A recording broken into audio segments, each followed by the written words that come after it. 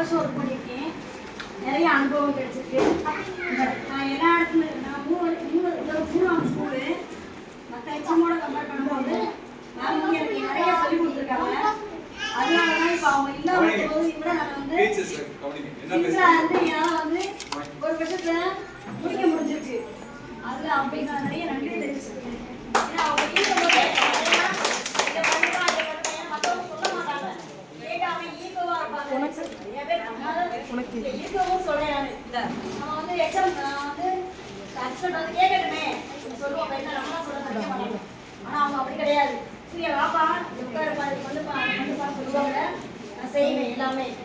அவங்களும் கூட போச்சது இல்லை. நானும் வந்து அவங்க நடந்தது கிடையாது. லீவாக சரி எதுனாலும் சரி எல்லாத்துக்குமே எனக்கு வந்து கோஆப்ரேட் பண்ணுவாங்க. ஃபர்ஸ்ட் வந்து அவங்க எனக்கு ஒரு கைடன்ஸ் மாதிரி.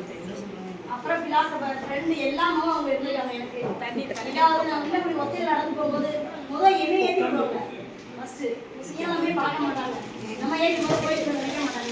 இன்னொரு தூரத்தில் நீங்களும் ஏற்பா நான் நீங்கள் தனியாக வரீங்கன்னு சொல்லுவேன். அதனால அவங்க போன பழங்க ஒரு நீங்களும் ஏற்பா போப்பா அப்படின்னு சொல்லி அதுக்குள்ளே என்னை ஏற்றி விட்டு அவங்க நடந்து வருவாங்க. அப்படியான அவங்க மூணாவது தன்னம்பிக்கையானவங்க.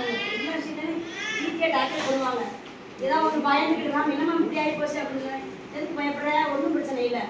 தெய்வம் மேலும் வராங்க ஏதாவது ஒன்று முடியாமல் சொல்லுங்க ஒன்றும் அவசரப்படாத ஒன்றும் பண்ணாத அதெல்லாம் பயப்படாத ஃபஸ்ட்டு வளராத அப்படின்னு சொல்லி நிறைய விஷயங்கள் எனக்கு முன்னாடியே வந்திருக்காங்க. அவங்களுக்கு நிறைய எனக்கு கற்றுக்கிறேன்.